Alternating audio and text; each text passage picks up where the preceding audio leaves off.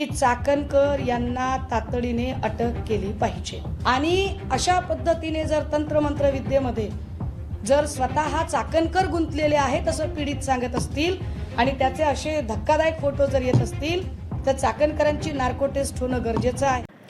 नाशिकमधील भोंदू अशोक खरात प्रकरणानं आता संपूर्ण महाराष्ट्र हादरलाय। अनेक महिलांचं लैंगिक शोषण केल्याचे गंभीर आरोप असलेल्या अशोक खरातचे धक्कादायक व्हिडिओ समोर आल्यानंतर राज्यभर संतापाची लाट उसळली आहे आणि या प्रकरणानं आता राजकीय वर्तुळातही मोठा भूकंप घडवून आणलाय। कारण राज्य महिला आयोगाच्या अध्यक्षा आणि राष्ट्रवादी काँग्रेसच्या नेत्या रुपाली चाकणकर यांचं नावही या वादात ओढलं गेलंय। खरातची पाद्यपूजा करतानाचा व्हिडिओ, त्याच्यासोबत छत्री धरलेला फोटो हे सगळं समोर आल्यानंतर चाकणकर यांच्यावर चोहो बाजूंनी टीकेची झोड उठली आहे। दरम्यान या प्रकरणात आता मोठी आणि धक्कादायक अपडेट समोर येते आहे। मिळालेल्या माहितीनुसार रुपाली चाकणकर यांचा येत्या 2 दिवसात राजीनामा घेतला जाणार असल्याचा दावा केला जातोय।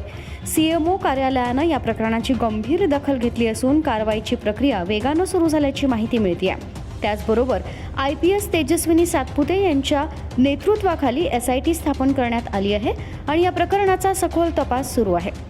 दरम्यान उद्धव ठाकरे गटाच्या नेत्या सुषमा अंधारे यांनी आक्रमक भूमिका घेतली आहे। त्यांनी चाकणकर यांच्या तातडीनं अटकेची मागणी केली आहे। इतकंच नाही तर नार्को टेस्ट करण्याचीही मागणी त्यांनी केली आहे। खरात आणि चाकणकर यांचे काही व्यावसायिक संबंध होते का या दिशेनंही तपास करण्याची मागणी जोर धरते आहे। आणखी एक धक्कादायक दावा म्हणजे खरातकडं 58 नाही तर 100पेक्षा जास्त व्हिडिओ असल्याची माहिती पोलीस सूत्रांनी दिली आहे। नाशिकमध्ये आज SITची महत्त्वाची बैठक पार पडली असून तपासात रोज नवे धक्के समोर येत आहेत। आता या प्रकरणात आणखी कोण कोण अडकणार, सरकार कुणावर कारवाई करणार आणि खरातच्या या काळ्या साम्राज्याचा शेवट कधी होणार याकडे संपूर्ण राज्याचं लक्ष लागलंय।